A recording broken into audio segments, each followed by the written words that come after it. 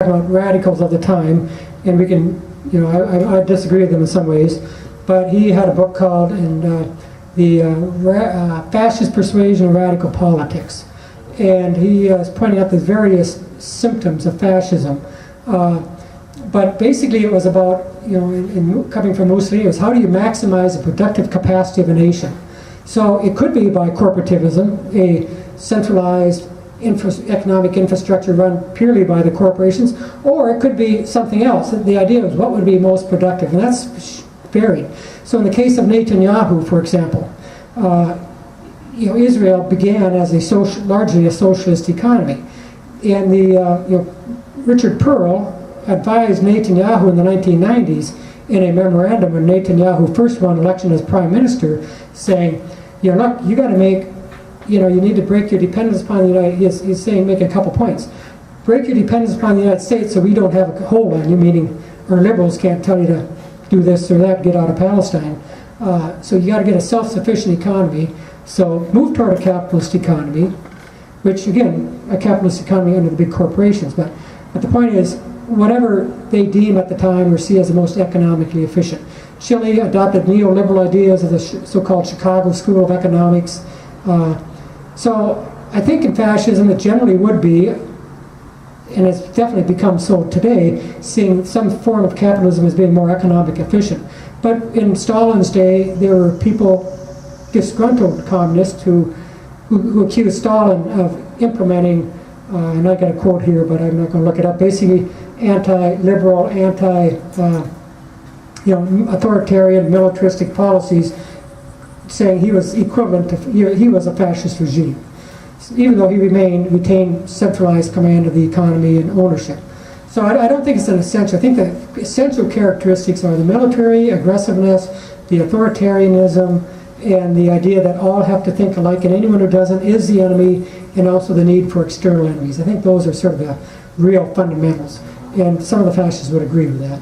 So again, the economic thing, that's sort of a red herring. It could be completely communist, it could be completely corporativist, and I would argue if you could find a way that's the most economically efficient, a fascist might even accept that a bunch of small shopkeepers can still be fascism. So, but again, I think the essentials is what's going to allow us to equip our troops with the weapons that they can use to go and kill some other people, including our own, where we identify them as internal enemies. You know how we got that during the Spanish-American War, and is that under complete military control or under the United States Navy? And is there barracks there that are housing these prisoners? And how in the world did we get hold of such a beautiful piece of land? And when and where? How many acres would that consist of?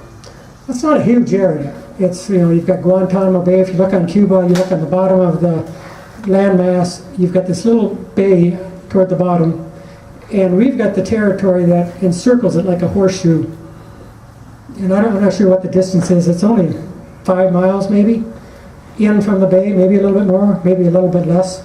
As far as where the prisoners are housed, pretty much like a supermax prison now as far as the housing,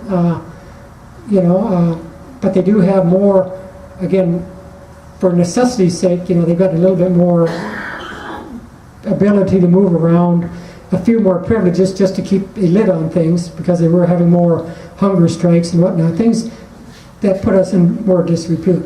I want to go back on something here.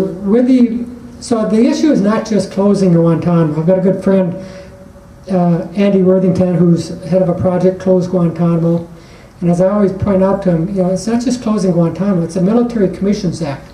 As I say, the Cheney Doctrine, the Wolfowitz Doctrine, whatever you want to call it, is basically a martial law decree to the world that you're now under our military subjugation. That had to be done in increments, basically, but the Military Commissions Act itself is essentially a martial law decree giving the legal authority to the U.S. military to grab somebody anywhere in the world on their own decision, you know, discretion, that they pose a threat. Even if it's just something like we would attribute to material support for terrorism, which could just be propaganda, and put them into Guantanamo and hold them as an unlawful enemy combatant, is the term we first used. Now we call it unprivileged enemy belligerent to parrot, you know, mimic the language of the Geneva Conventions. But it's taken out of context. It's not used in the way Geneva Conventions provides it. We've used it as redefined unlawful enemy combat. I won't get into legal analysis of that, but basically it was all made up by John Yoo and a few others, like Robert Dillahunty. Like, do they have a platoon of Marine Corps? There's two parts of it. There was the permanent, and there is the permanent base of Guantanamo. If you ever saw A Few Good Men, you have the Marine Corps detachment there that is intended to be, it'd be a tripwire more than anything else, because it's only maybe a company, small, unlike what shows in the movie. It's not a big unit, but it's a small unit. They're there permanently. They're meant to provide the defense of Guantanamo Navy base. As far as the commissions, that's all been brought in. So they created the Joint Task Force Guantanamo, and that includes elements that are the guards.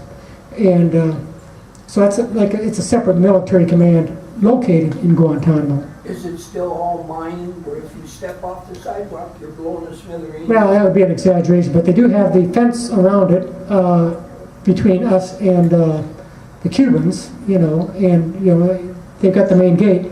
Here's the bit of an irony here too, or a paradox. Even after the Cuban Revolution, there were Cubans that continued working there right up until a few years ago. So they lived in Cuba itself, Cuba proper, but would come through the main gate, the north gate, into Cuba to work for the Department of Defense, and collect their salary. And then later, when people getting older and some were getting pensions, then the remaining employees would carry those pension checks back to the retired ones in Cuba, when they were issued.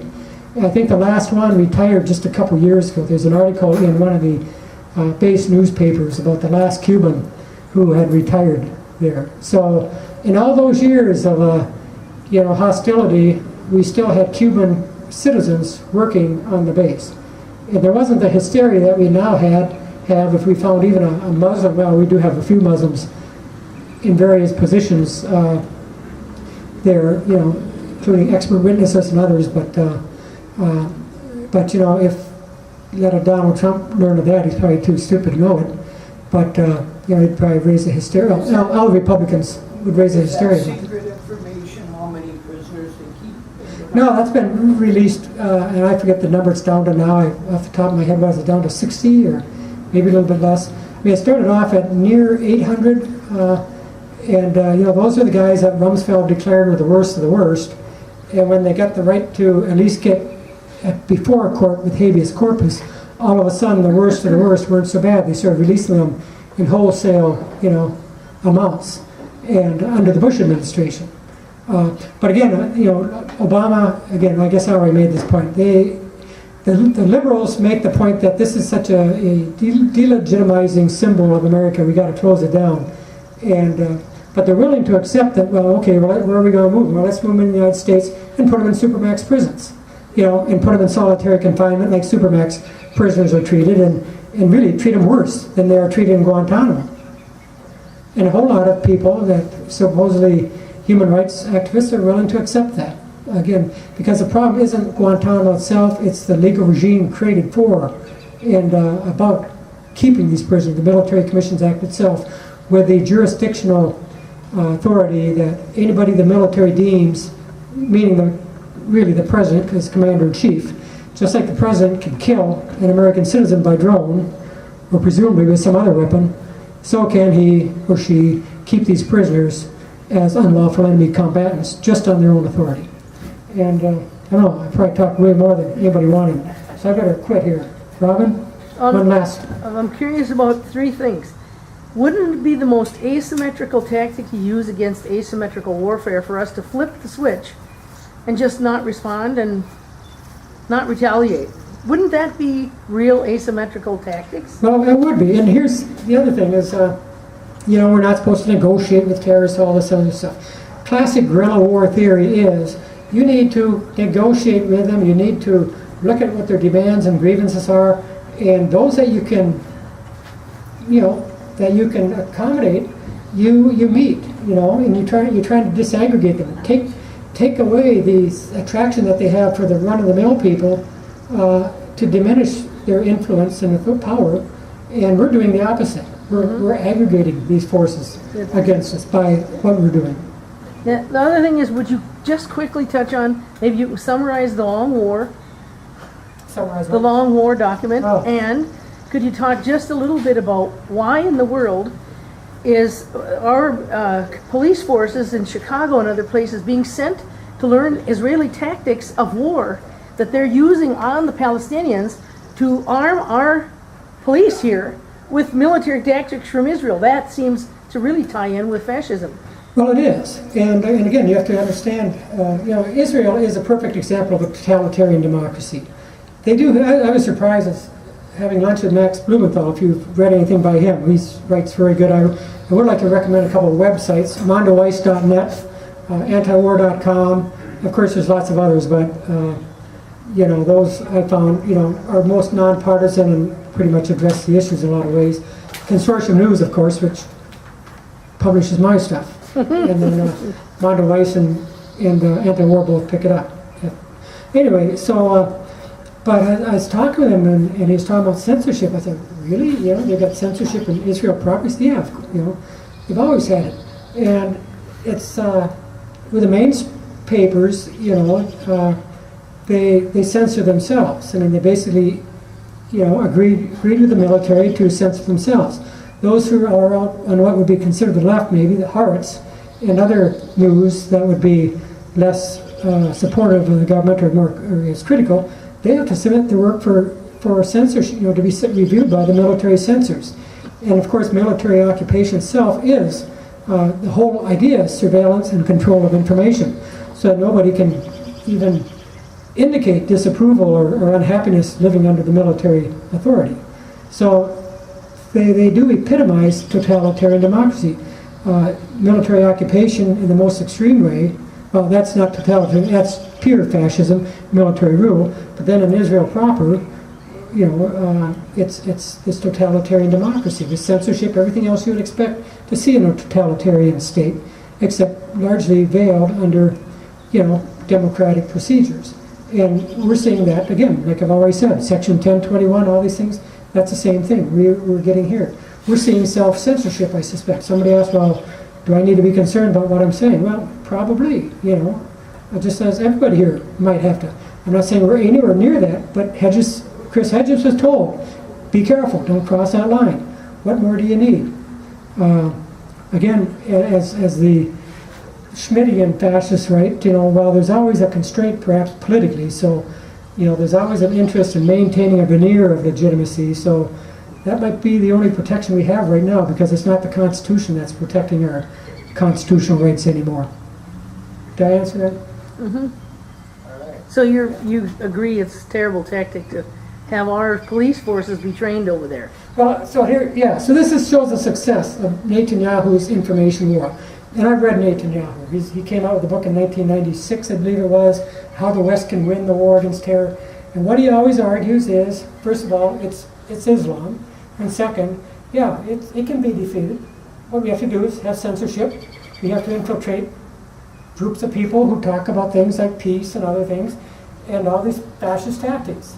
That's how we win the war on terror. In other words, to win the war against terrorism, we adopt fascist tactics. That's been Netanyahu's unrelenting information war, propaganda war theme. And it's been so successful that when 9/11 happened, who did we turn to? We didn't say, well, let's go and look at a government that maintains a military occupation to teach us how to maintain a military occupation world.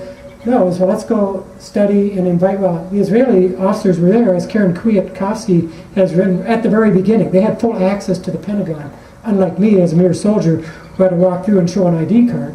The Israelis were able to walk right through, without having to even show that, as Lieutenant Colonel Kwiatkowski wrote. But we turned the Israelis right away. And it goes to show both our own bad intent, but also how successful Netanyahu was in presenting what Israel is doing as military occupation and presenting that as counterterrorism. And so when we thought we had a terrorism problem, we immediately turned to Israel to bring those occupation tactics into our own system and present it as what's necessary for counterterrorism. And again, it's fascist-style police tactics. So that's how they came in, sort of in disguise. And now we routinely, it's a deliberate policy there's a group called the Jewish Institute for National Security, something or other, where it has a lot of military, U.S. military and Israeli officers, and it's a constant training thing that really is the joint, you could say, a joint military command. Except here it's made up of retired officers, but all bringing these ideas, these fascist ideas, into our own system as necessary to win the war against terrorism.